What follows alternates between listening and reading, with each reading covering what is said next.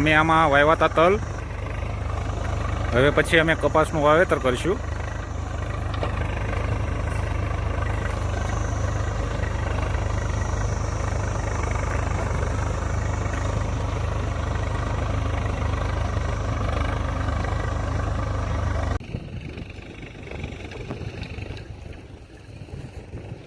મિત્રો આ છે ડ્રીપ ઇરિગેશનના સ્ટેન્ડ.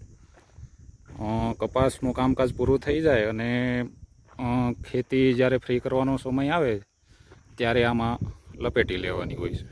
મિત્રો આ પાછળ જે છે એ અમારો નવો કૂવો છે.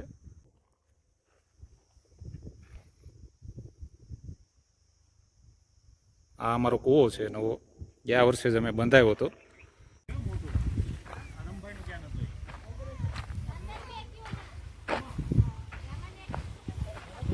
મિત્રો આ છે અમારા વાડીના એમ્પ્લોઈઝ બધા.